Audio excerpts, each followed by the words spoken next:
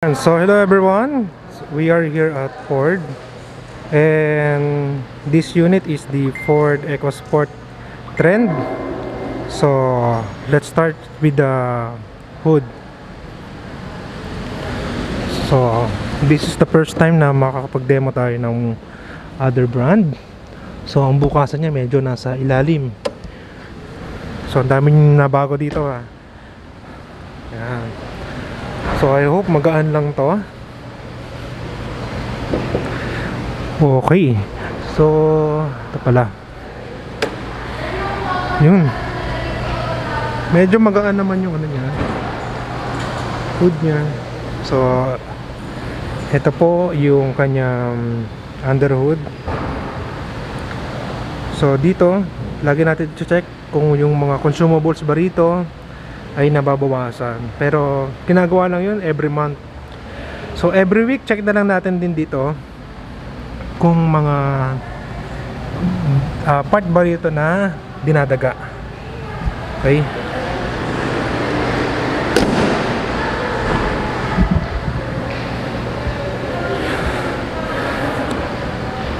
so dito naman tayo sa driver side. Tignan natin kung maganda ba. Yes.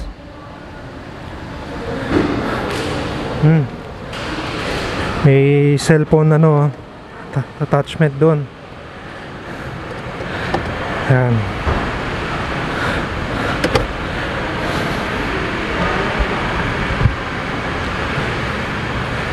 Ito gusto ko sa kanila yung lock nila.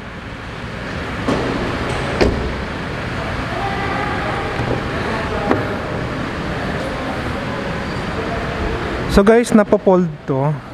Kaya nga lang hindi siya full na nai-tatomb. Okay? So medyo may angle siya na parang ganyan pag na tiklop natin. So dito, based on my experience, may mga kliyente na ayaw ng gulong dito, gusto nasa ilalim. Kaya nga lang, if we will make it na nasa ilalim, yes, yung space niya liliit, kaya nga lang liliit din yung space natin sa likod.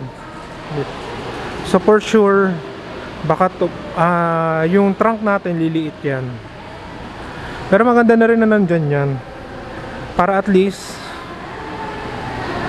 ay makikita mo kung ninanakaw ba yung gulong mo o hindi.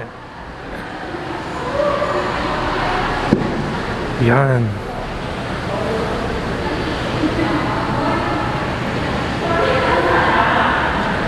Malaking space na to. Pwede mo tanggalin to. Yan.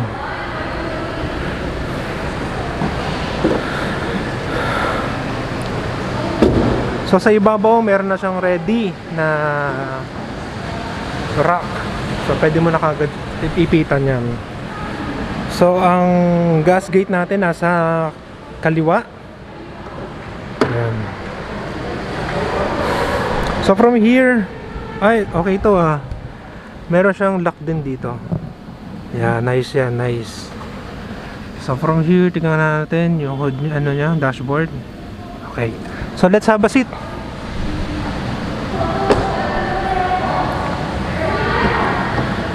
Okay, ano ba makikita natin dito? Hindi mawawala si controls ng ating windows, lock ng windows, control ng ating side mirrors, lock.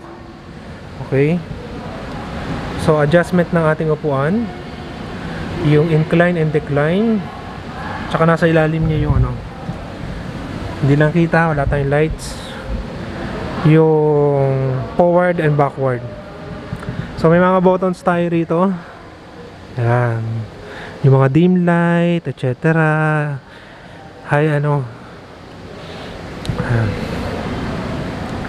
So dito, wala tayong susi. Yan. Okay na rin, not bad to. Yan. So I can't explain further yung mga specs dito kasi my purpose lang naman for this video is makita nyo kung ano itsura ng mga unit nito. Okay? Pero I will do my best na after this video,